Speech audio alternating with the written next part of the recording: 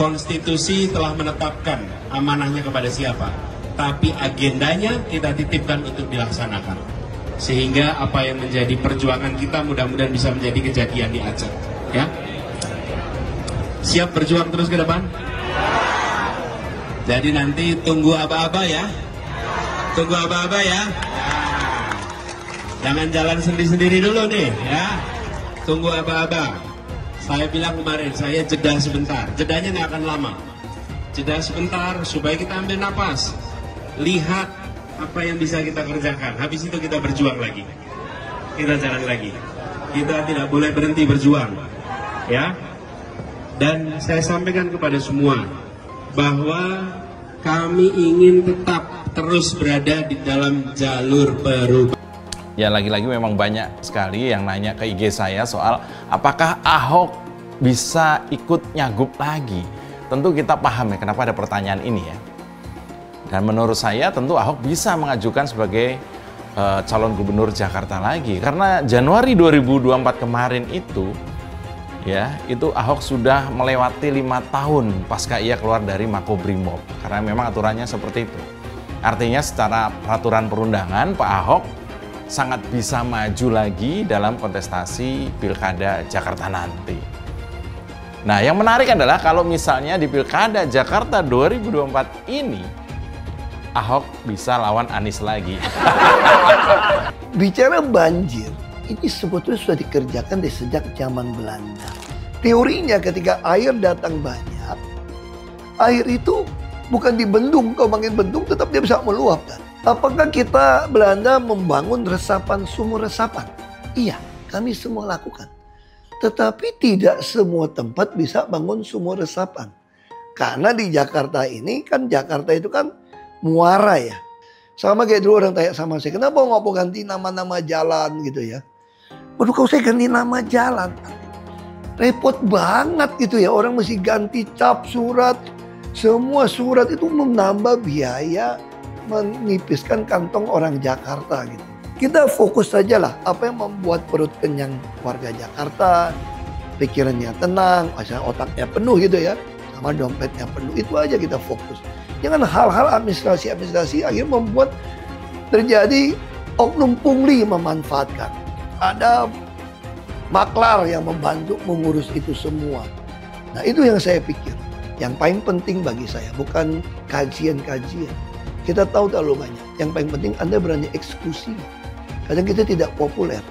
Tapi demi untuk Jakarta lebih baik, popularitas itu tidak penting. Hanya sementara kalau popularitas hanya pencitraan. Bagi saya yang paling penting adalah melakukan eksekusi sehingga kita meninggalkan legacy. Apa yang kita kerjakan itu ada. Jadi sekali lagi bagi saya itu bukan suatu hal yang sangat penting. Jadi jangan merepotkan orang lah. Kita harus lihat mentalitas partai di perubahan ini. Kan dari 3 partai tersebut, mereka ini kan mu'alaf juga dalam beroposisi kan. Oke, PKB, jadi, ya betul, Nasdem baru mulai September tahun 2023. Itu pun kan tidak kafah juga karena masih ada menterinya di kabinet. Jadi belum pernah oposisi lah gitu ya, kurang lebih. Kemudian Nasdem juga tidak punya sejarah oposisi. Baru beroposisi 3 Oktober 2022. Hanya PKS? Nah, hanya PKS yang sudah punya pengalaman beroposisi. Saya sih sebenarnya tidak heran ya. Saya hanya berharap bahwa dengan pengalaman menjadi calon yang di luar mainstream pemerintahan, Caimin belajar bahwa menjadi orang yang oposisi independen itu enak. Kalau untuk saat ini Pak Anies, kalau seandainya diajak oleh Prabowo Subianto bergabung ke kabinet, apakah Pak Anies Baswedan bersedia membuka diri Pak Anies?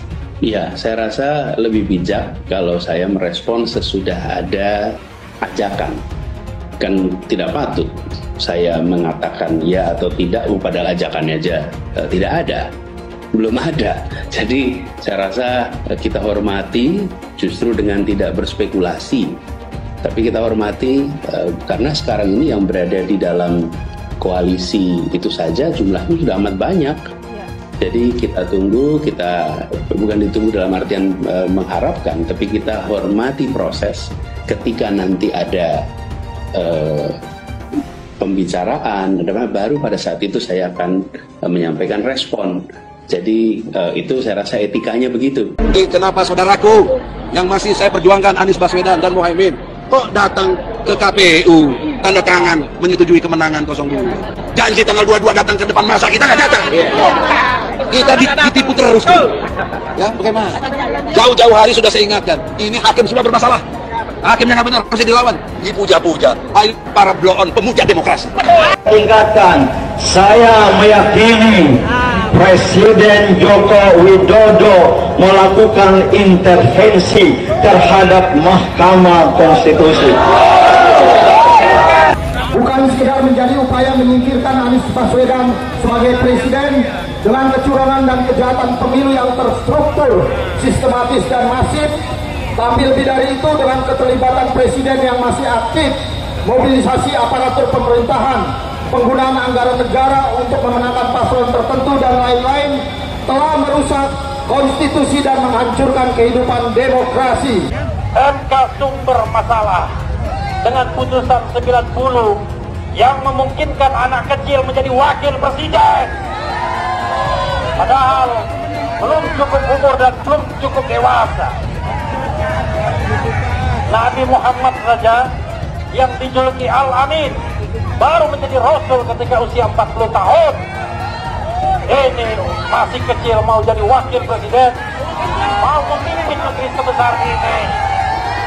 Karena itu kami yakin seyakin-yakinnya minimal diskualifikasi terhadap Gibran Rakabuming akan dilakukan. Allahu Akbar. Sekali lagi Gibran didiskualifikasi. Allahu Akbar. Surat terbuka untuk Pak Prabowo Subianto. Terserah Bapak mau ngasih kursi ke siapa aja kecuali Anies Baswedan. Ora oleh, pokoknya fik ora debat. Ora oleh. Aku demo ning sosmed sampai Anies Baswedan masuk kabinet sampean. Ingatlah Pak, perjuangan kami ini, pendukungmu. Rakyat yang mencintaimu, ojo sampai kami kecewa melihatmu memasukkan si manis-manis kui ke dalam kabinet. Ora iso. Ora oleh, pugei. Anies Baswedan itu kan dia rumah dia kan pakai joglo kan. Yang di Jakarta nih. Yang Jakarta ini. Itu dia nggak sengaja dia beli sama arsiteknya beli sama temen gua. Temen gua. Nanti kalau ke Tawangmangu ketemu tuh. Tak suruh datang dia. Sebenarnya bukan urusan mau bikin joglo, enggak, aku ada urusan lain sama dia. Dia mau ketemu aku, ngomongin itu sebenarnya. Itu joglonya itu punyanya Kasan Besari. Wali besar itu. Hasan Besari. Iya, Hasan Besari. Itu nenek moyangnya Kiai Gontor. Jadi Kiai Gontor tuh nenek moyang itu Hasan Besari. Itu keramat lah, pokoknya wali keramat Hasan Besari. Nah itu joglonya itu aslinya dijual ke pengepul, terus dibeli sama arsiteknya Anies Baswedan. Sekarang ada di rumah Anies Baswedan. Nah orang-orang itu percaya gitu. Jadi kalau lu dulunya bukan orang besar, ya lu nggak bakal punya rumah joglo, nggak bakal kepingin, nggak bakal punya. Gitu. Ini nggak bakalan dapat juga. Nah, sekarang ini ada desas-desus pemerintahan Ponorogo itu mau minta balik. Ini belum ada di berita nih. Kita balik. Iya. Atas nama Cagar Budaya. Ini belum masuk berita nih. Belum masuk berita ini. Sampai segitunya. Iya. Ya, itu artifak gitu kan. Iya. Tapi diminta balik dibeli nggak? Ya nggak tahu. Diambil paksa. Nggak tahu. Dari sini kita tekadkan bahwa perjuangan kita tidak ada kata lelah, pengabdian kita tanpa titik akhir. Mari kita selamatkan negara kesatuan Republik Indonesia dari tangan-tangan zolim dari para penguasa dan oligarki yang menindas rakyat. Kita tekadkan perjuangan kita sampai rakyat mengembalikan kedaulatannya kepada seluruh Nusantara rakyat Indonesia. Bangsa Indonesia adalah bangsa pejuang, bukan bangsa pecundang. Kemerdekaan Indonesia adalah atas perjuangan para ulama, kiai habaib dan para tokoh-tokoh panding badar, bukan pemberian daripada Jepang, bukan pemberian Belanda, apalagi pemberian Cina.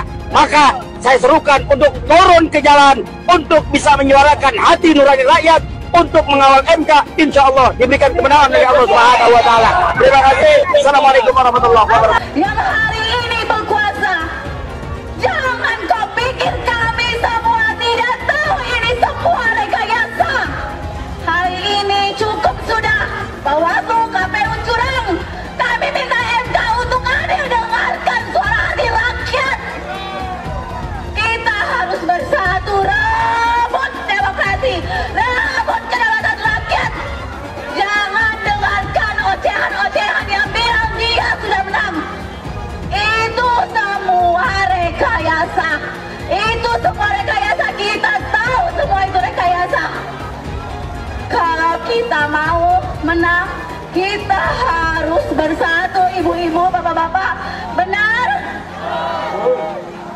Yang kita lihat hari ini, yang jelas-jelas sudah ada adu domba antara pihak-pihak yang di sana juga termasuk pengkhianat demokrasi. Betul, disuruh didik ya sekolah oleh orang-orang tuanya, bukan menegakkan demokrasi, tetapi kembali sebagai pengkhianat demokrasi. Namanya siapa, Mas? Namanya Muslim. Muslim. Mas, ingin tahu kenapa turun aksi sini? Sementara maaf ya, kondisi Mas kan ada kurang ini dengan tongkat. Makan, saya mau presiden itu kalau mau menang jujur, jangan curang. Nggak takut Mas? Kalau ada apa-apa nggak takut? Nggak takut, saya takut kepada Allah, nggak takut siapa-siapa. Saya nggak percaya rakyat Sumatera Utara nggak percaya Prabowo menang. Yang percaya Prabowo menang, mendingan pindah agama aja, udah itu aja. Oke Mas, ada satu kata terakhir Mas? Ada. Lawan gitu. Yang percaya Prabowo menang, pindah agama. Agamaku Islam, dia nggak percaya. Oke. Terima kasih Mas. Kalau bisa di dalam sini, Pengadilan Jakarta Pusat, silakan datang Jokowi. Saya mau ketemu sama Anda.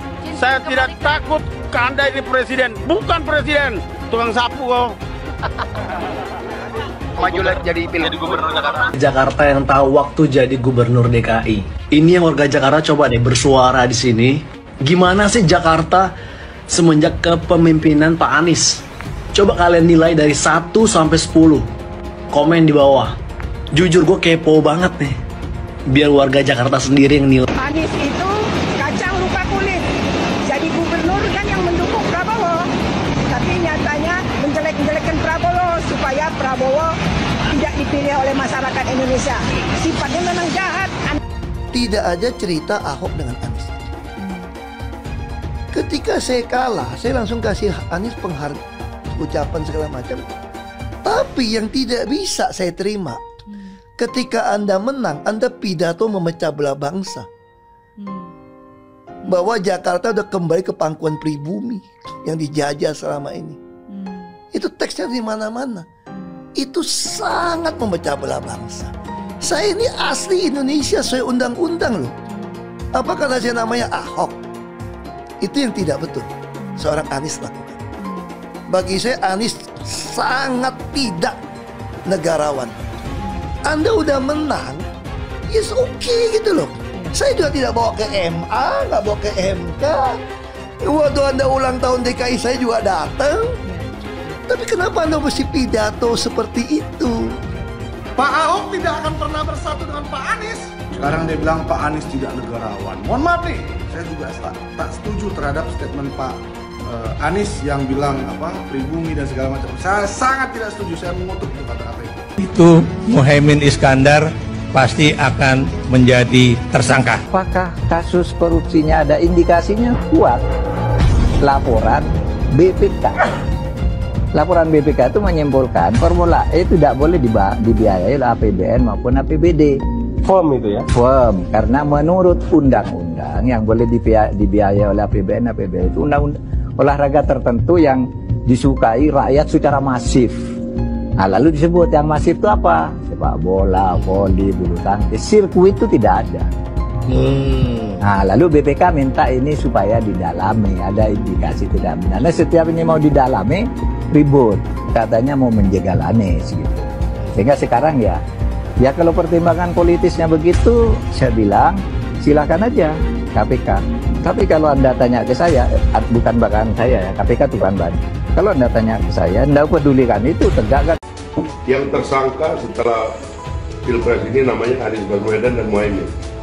Mas Anies pernah terkait dengan dengan kasus Formula E, kemudian Mas Ganjar terkait dengan iktp, kemudian Pak Gus Muhaimin terkait dengan kasus yang lain, dan mereka pernah dipanggil KPK. Nah kemudian dia jelaskan karena ada proses kasus itu, bisa jadi pasca Pilpres ada yang jadi tersangka. Itu pendapat seorang Fahri Hamzah. Kalau ada proses yang kemarin misalnya tertahan karena kan berdasarkan kebijakan penegak hukum terhadap para calon termasuk para caleg itu dihentikan. Ya, orang yang sudah diperiksa ya dihentikan ketika dapat status sebagai caleg atau capres atau cawapres. Mas Anies. Mas Anies, masa sih angin kok sampai nggak punya KTP lo ya? Angin keluar, angin masuk, angin keluar, masuk angin dodo ya, angin puting beliung, wes angin-anginan itu kok semua bisanya nggak punya KTP itu lo ya?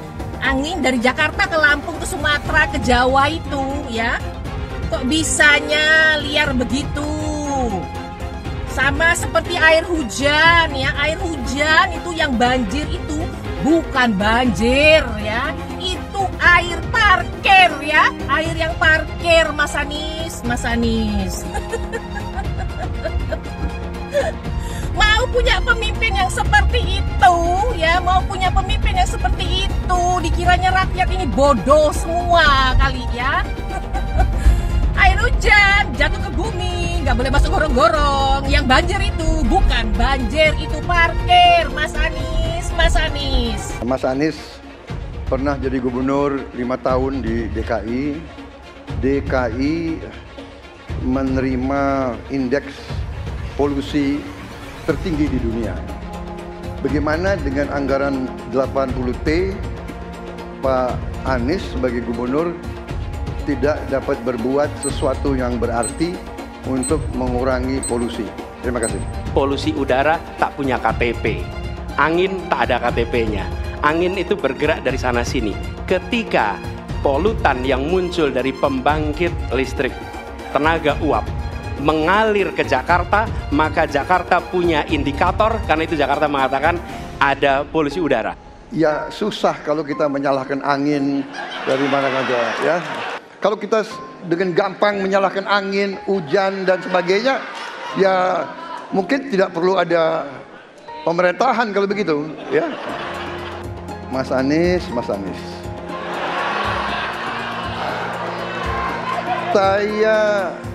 Saya berpendapat Mas Anies ini agak berlebihan. Mas Anies mengeluh tentang demokrasi ini dan itu dan ini. Mas Anies dipilih jadi gubernur DKI menghadapi pemerintah yang berkuasa. Saya yang mengusung Bapak.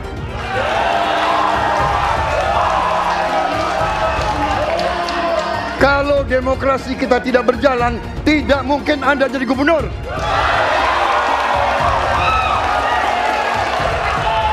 Kalau Jokowi diktator, Anda tidak mungkin jadi gubernur.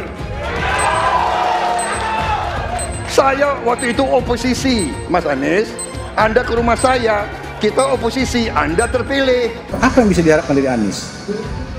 Nggak ada. Jakarta amburadul, mimpin Jakarta aja amburadul, apalagi mimpin Indonesia. Anies itu perbual. Kayak mana apa karena perbual itu? Pembohong. Pembohong itu Anies itu. Gak usah dengar itu. Nggak layak jadi pemimpin. Apalagi jadi presiden. Di Jakarta aja kamu tengok itu amburadul. Di Jakarta tingkat kemiskinan tinggi. Pembangunan apa yang bisa dibangun Jakarta? Satu puskesmas pun bangunnya nggak ada. Masjid aja nggak ada dibangun. Mau ibadah. Di mana-mana kelebihan bayar. Apa yang bisa dibangun Anies? Satu aja nggak ada. Satu saja tunjukkan apa yang bikin Anies dibangun di Jakarta. Anies, siapa di belakangnya? Oligarki, satu. HTI, FPI. Masa Indonesia bukan cari orang Yaman. Indonesia cari nyaman. Lawang jadi gubernur aja 5 tahun kamu nggak ngerti masalah Jakarta. Apa yang kamu lakukan dengan Jakarta? Nggak ada nih, nggak ada. Masalah Jakarta segitu banyak tak satu pun yang selesai. Yang ada malah kerusakan bertambah. Serupa dengan rekam jejak.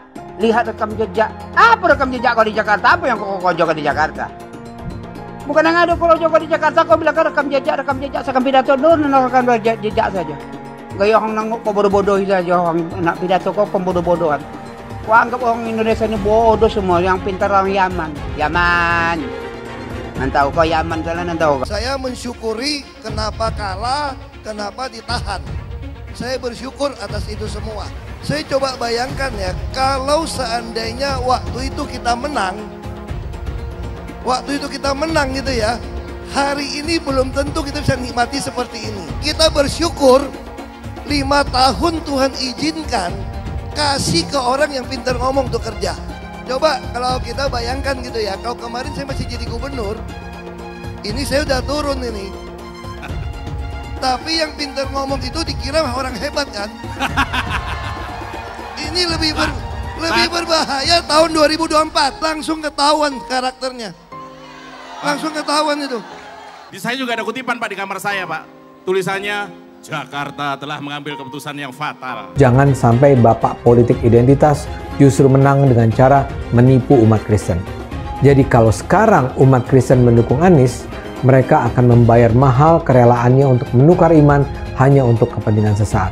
Kita tahu Anies lahir dari apa? Politik identitas. Yang dia dulu melabeli kafir semuanya kepada yang non-muslim. Saya mintalah kepada muslim yang waras dan kepada kelompok minoritas. Janganlah Anda memilih pemimpin yang berkarakter seperti Anies. Gen Z juga tahu kalau Anies adalah sosok yang didukung kelompok intoleran yang membuat Pilgub DKI 2017 menjadi sangat kotor.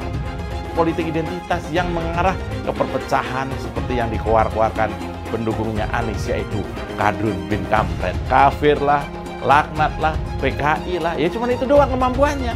Itulah pendukung Anies. Jangan pernah takut melawan Kadrun yang cuma pengen Indonesia hancur. Bapak politik identitas Indonesia Anies Baswedan, Bapak intoleransi Indonesia Anies Baswedan. Jangan lupakan, jangan terlena, jangan sampai dia pecahkan kita dengan dagangan ayat dan mayatnya. Air itu turun dari langit, turunnya ke atap rumah langsung sumur bor, bukan ke sungai dan ke laut. PKI yang kita harapkan, Anies Baswedan yang begitu jelas Islamnya, 4 tahun 8 bulan jadi gubernur. Mana peraturan bergub saja yang melarang miras? Mana perda Islam apalagi yang akhirnya tidak berani juga menegakkan hukum. Banjir tetap banjir, macet tetap macet, kriminalitas Jakarta. Anda tahu 2 menit sekali terjadi pencurian. Sekarang orang sedang euforia, dia mau dicapreskan. Bagaimana umat terjebak lagi, bodoh lagi, masuk lagi. Kalau misalnya memang Anies itu mau maju dan dia tekad mau menegakkan hukum Islam dan menyatakan perlawanan, saya penuh. Tapi dia tidak lakukan itu. Dulu janjinya apa ya? Dan ini aneh, betul-betul aneh. Ini bukan kampanye, tapi saya sampaikan di sini. Di satu sisi menyiapkan jalur-jalur air untuk dikirim ke laut, di sisi lain di lautnya dipasang dengan pulau reklamasi. Tinggal tunggu waktu jadi rob, air balik. Dan ini melawan sunatullah. Kenapa? Air itu turun dari langit ke bumi, bukan ke laut. Harusnya dimasukkan ke dalam bumi, masukkan tanah. Di seluruh dunia air jatuh itu dimasukkan ke tanah, bukan dialirkan pakai gorong-gorong raksasa ke laut. Jakarta telah mengambil keputusan yang fatal. Bukan banjir, itu memang parkir air. Bukan banjir, itu memang parkir air. Masyarakat berkeliling dengan membawa toa untuk memberitahu semuanya, termasuk sirine. IKIBON 82 miliar. Apa alat transportasi yang dimiliki oleh hampir setiap orang? Alat transportasi yang dimiliki semua orang adalah kaki. Kalau seandainya orang Jakarta percaya Pak Anies jadi gubernur pun, Saya berani jamin kok dia akan lakukan normalisasi yang sama seperti saya lakukan kok. Nggak usah bohong lah. Ketika air sampai di muara, maka siap untuk dipompa ke laut. Pancasila Soekarno, ketuhanan ada di pantai. Anak Tuhan dari mana? Kalau Yesus anak Tuhan, bidangnya siapa? Besok di seluruh wilayah Indonesia kami katakan dan Iblis hanya menggoda orang yang beriman. Makanya jarang-jarang orang kafir kerasukan setan. Yang kerasukan setan itu orang baik-baik. Jarang, saya belum pernah nengok Cina kerasukan setan. Pernah tak Ahok itu kerasukan setan? Enggak, setannya juga. Karena sesama setan dilarang saling menggoda. Karena di salib itu ada jin kafir. Haleluya. Kepalanya ke kiri apa ke kanan? Tetap percaya salib itu lambang mulia, bukan jin. Kok ketawa? Aku nggak nyindir siapa-siapa loh. Saya nggak pernah mundur untuk kebenaran, keadilan, kejujuran dan peri kemanusiaan. Gue nggak pernah mundur. Dan gue nggak pernah takut juga sama lu. Siapapun yang rasis, gue akan hadapin. Karena rasis itu tidak berperi kemanusiaan. Sama saya ditanya dulu kan, kamu nyesel nggak statement kamu di Pulau Seribu sehingga masih masuk penjara? Tidak pernah nyesel. Karena saya mengatakan kebenaran. Hai teman-teman, tahun ini adalah tahun yang bagus untuk trading di market crypto, terutama Bitcoin, ataupun meme coin seperti Dogecoin dan kripto lainnya. Teman-teman bisa gunakan kesempatan ini untuk mencari cuan dengan trading di market crypto.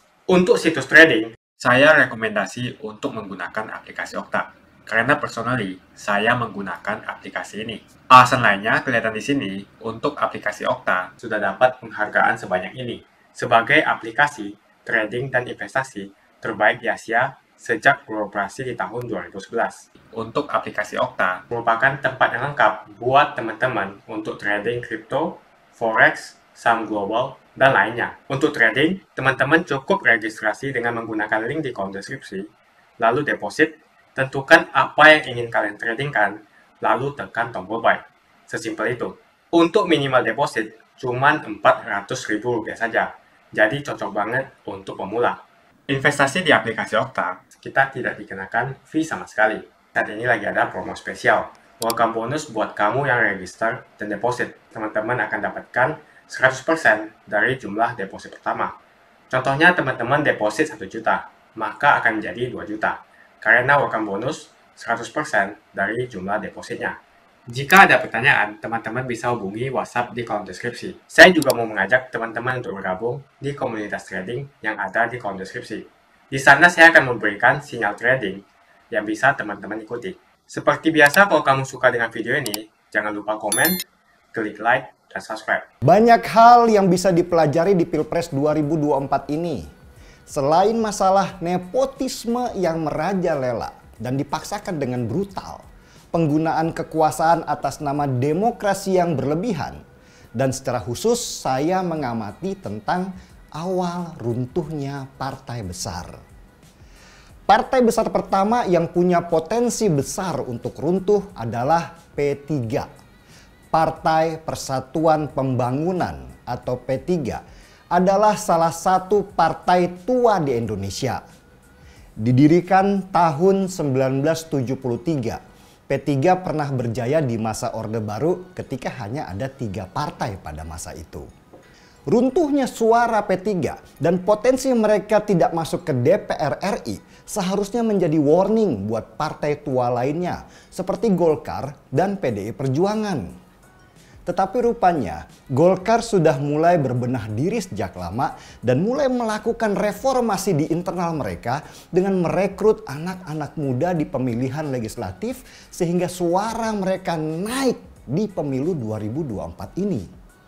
Sempat naik sedikit di pemilu 2014, tahun 2019 suara P3 turun lagi. Dan tahun 2024 ini P3 berpotensi tidak lolos ke Senayan karena suara mereka kurang dari 4%. Syarat sebuah partai untuk tetap ada di DPR RI. Tetapi dengan berjalannya waktu, P3 terlihat tidak mencoba mereformasi diri menghadapi kompetisi dari banyaknya partai saat ini. Sejak reformasi, suara P3 itu terus turun. Dari 11 juta suara di tahun 1999, 5 tahun kemudian P3 turun menjadi 9 juta suara. Dan 5 tahun kemudian lagi turun drastis lagi menjadi hanya 5 juta suara. Apa yang terjadi pada partai P3 sekarang? Ini juga bisa terjadi pada PDI Perjuangan. PDI Perjuangan dulu dikenal sebagai partai yang militan. Partai anak muda dengan semangat yang kuat untuk bertarung di dunia politik dengan simbol Megawati sebagai bentuk perlawanan. Apalagi figur-figur di PDI Perjuangan juga banyak figur-figur tua yang bukan representasi anak muda. Sehingga membuat banyak anak muda lebih memilih Golkar karena Golkar lebih banyak merekrut anak-anak muda untuk menguasai Senayan dan juga menjadi kepala daerah. Tetapi semakin ke sini, PDI Perjuangan semakin terlihat tua, gemuk, dan lamban. Apalagi simbol PDI Perjuangan yaitu Megawati semakin bertambah usia dan akhirnya dipersepsikan sebagai partai nenek tua yang jelas nggak menarik buat anak muda untuk bergabung di dalamnya. Situasi ini seharusnya bisa dijadikan warning buat PDI Perjuangan. Bisa jadi kalau PDI Perjuangan tidak melakukan rebranding dan repositioning dari sekarang, maka suaranya akan terus menurun sampai bisa hilang seperti P3 di 20 atau 30 tahun mendatang. Golkar berhasil melakukan kaderisasi dan perubahan dalam partainya yang dulu disebut sebagai Partai Orde Baru.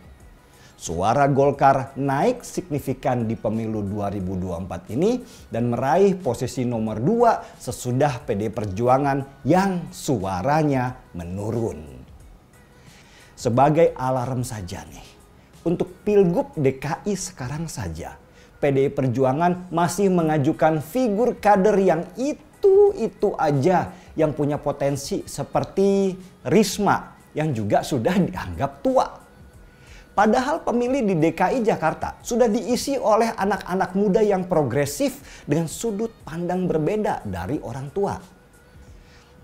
Semoga ini menjadi catatan dengan tinta yang tebal buat PDI Perjuangan, partai yang masih dipercaya sebagai benteng demokrasi.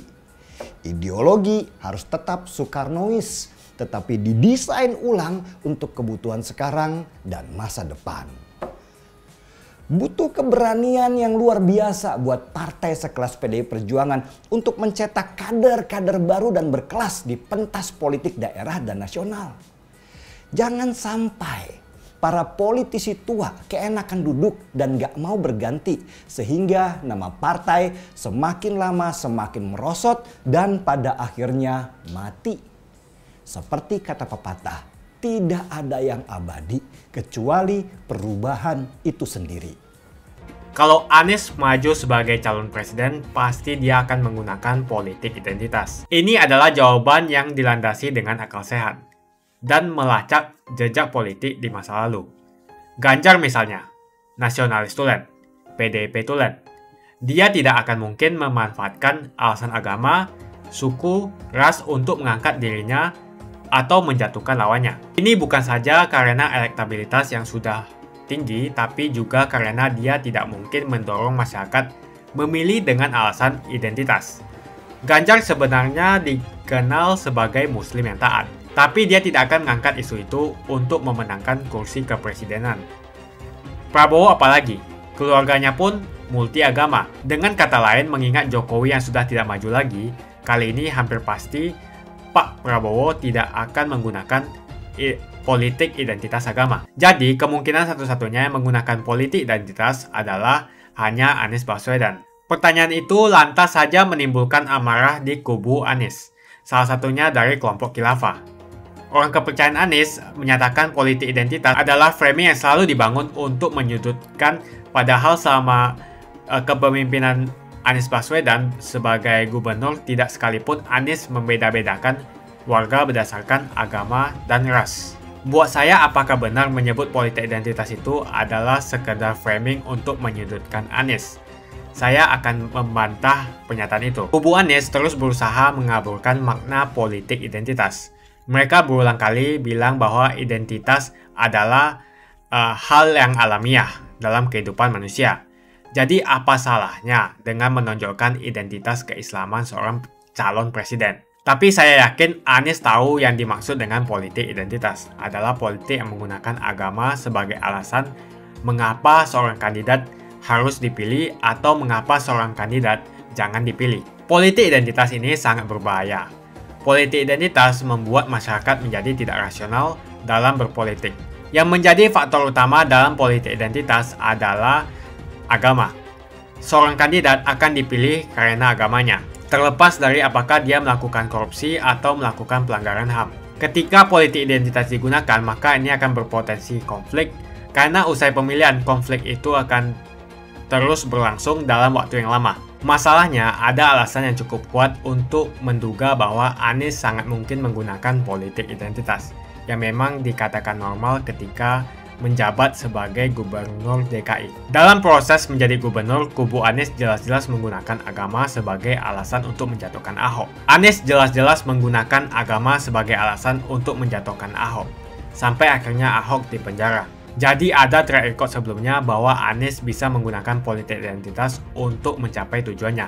Anies sangat mungkin menggunakan politik identitas karena ini memang keunggulan komparatif dari Anies. Dia mungkin saja seorang doktor dari Amerika Serikat, tapi rekam jejak kepemimpinannya sangat tidak bagus. Dia gagal sebagai rektor Paramadina, gagal sebagai menteri, dan gagal sebagai gubernur. Jadi agama digunakan untuk membangun dukungan terhadap Anies. Itu saja opini saya. Pastikan Anda menekan like di video ini dan bagikan video ini ke teman dan family Anda supaya mereka mengetahui informasi ini. Jangan lupa tekan tombol subscribe dan bunyikan tombol loncengnya supaya kamu tidak ketinggalan info dari channel Jonas Leong. Dan saya akan jumpa kalian di video selanjutnya.